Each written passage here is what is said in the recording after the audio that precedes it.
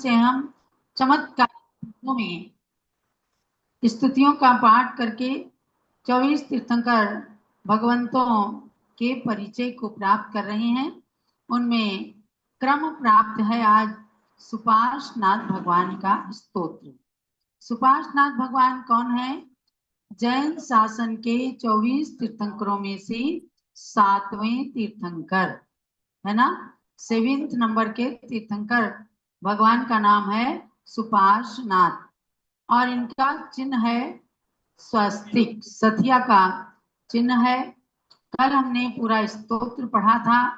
10 अक्षरी छंद से इस स्तोत्र का शुभारंभ पूज्य माता ने किया है।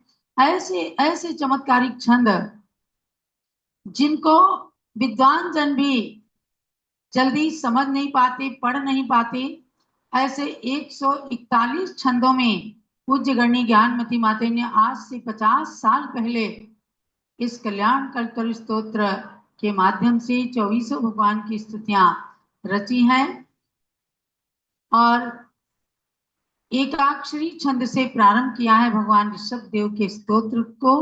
और अब हम 10 अक्षरी छंद में एक एक छंद भी अनेक अनेक हैं, यानी कि 10 अक्षरी छंद भी अनेक हैं जिनके नाम अलग अलग हैं।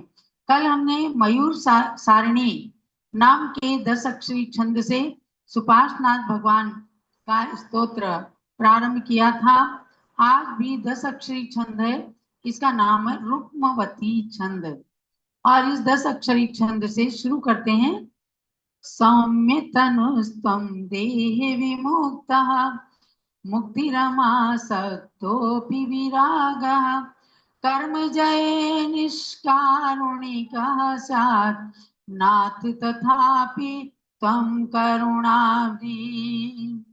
त्वं सौम्य तनु, हे भगवान आपका सौम्य एकदम शांत ऐसा शरीर है जिसे देखते ही रह जाएं, और देह विमुक्ता, फिर भी आप जो है शरीर से रहित हैं।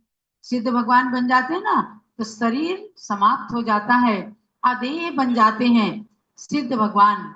और मुक्ति रमा सकता अपी, और मुक्ति रूपी स्त्री, मुक्ति रूपी पत्नी के साथ में आसक्त हैं। स्त्री की उपमा दी है मुक्ति को, उसमें आप आसक्त हैं माने उसी के साथ एकदम आलिंगन करके रहते हैं। फिर भी विराग, राग रहित हैं। एक तरफ तो ये विरोधाभास अलंकार, उत्प्रेक्षा अलंकार, मुक्ति स्त्री भी है, उसके साथ आप प्रेम भी करते हैं, लेकिन आप राग रहित भी हैं, यानी असलियत में तो उनके साथ स्त्री है नहीं। मुक्ति को, सिद्धि को स्त्री की उपमा दे दी है। आपने तो सारे रागों को छोड़ दिया, इसीलिए मोक्ष में चले गए। और कर्म जय निष्कारुणिका से आप कर्मों के जीतने में करुणा रहित हो गए, एकदम कठोर बन गए। जैसे कोई दुश्मन को, शत्रु को जब जीतता है तो रण क्षेत्र में वह तलवार लेकर के एकदम क्रोध में आकर के दया रहित होकर के उसको मारता है। ऐसे भगवान के लिए कहा आपने कर्मों को कैसे मारा? आप बिल्कुल करुणा रहित हो गए, दया रहित हो गए, आप एकदम अपने में आकर के आपने उन कर्मों को जीत लिया। तो हे नाथ तथापि तुम करुणाब्धि, एक तरफ तो कह रहे हैं करुणा से रहित हो गए, कर्मों को जीतने में, कर्मों को मारने में करुणा से रहित हो गए।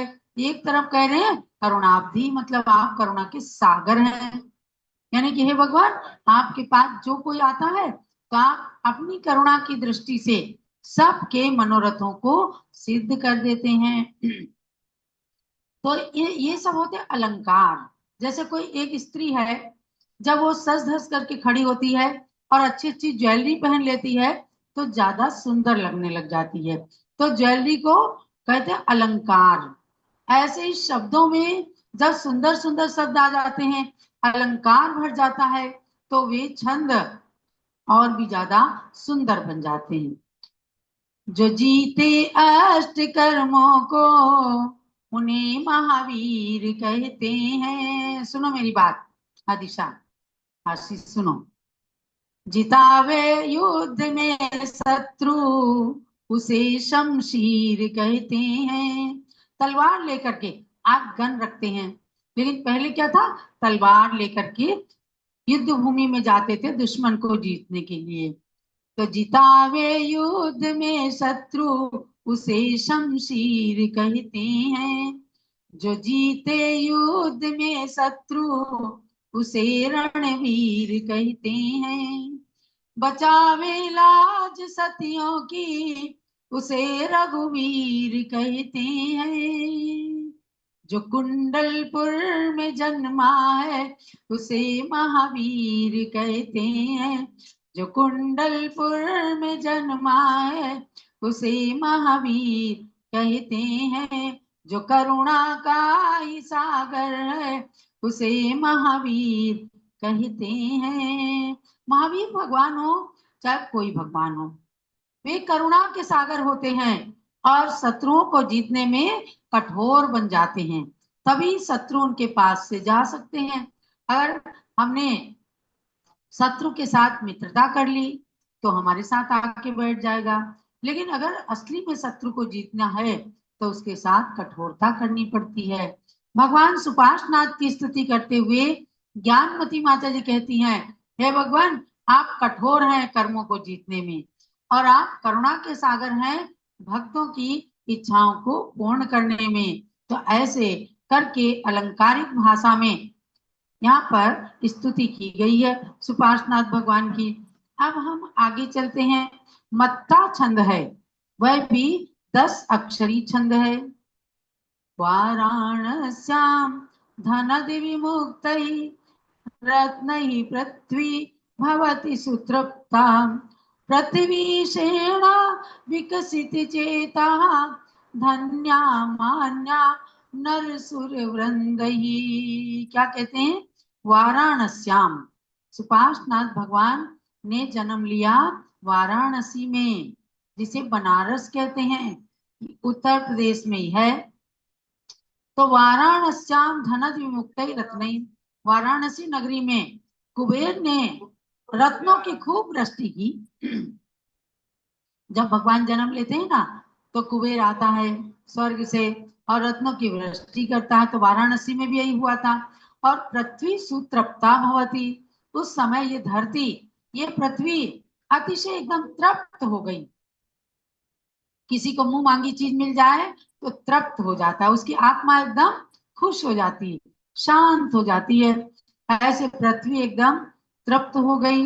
नर सुर वृंदई मान्या, और क्या हुआ कि मनुष्यों और देवों के द्वारा भी उसकी मान्यता हो गई। सब देवताओं ने भी खूब पूजा की, उस नगरी की पूजा की जिस नगरी में भगवान सुपार्श्वनाथ ने जन्म लिया।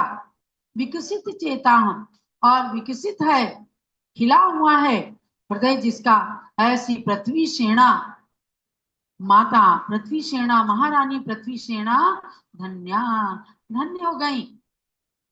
जिसके तीर्थंकर जैसा पुत्र जन्म ले, उसकी माता की धन्यता का क्या कहना। एक साधारण पुत्र को कोई माँ जब जन्म देती है या कन्या को जन्म देती है तो उसका मातृत्व धन्य हो जाता है। उसके पहले वो किसी की पत्नी, किसी की कन्या, किसी की बहू होती है, लेकिन संतान को जन्म देने के बाद ही कोई कन्या माँ बनती है। तो माँ बन के करके पृथ्वी सेना माता धन्य हो गई। यानी कि बनारस नगरी में पृथ्वी सेना नाम की महारानी ने सुपार्श्वनाथ भगवान को जन्म दिया था। ऐसे जन्म से हर्षायमान उस वाराणसी नगरी को बारंबार नमन करते हुए अब हम चलते हैं आगे रत्नत्रय महोत्सव की ओर।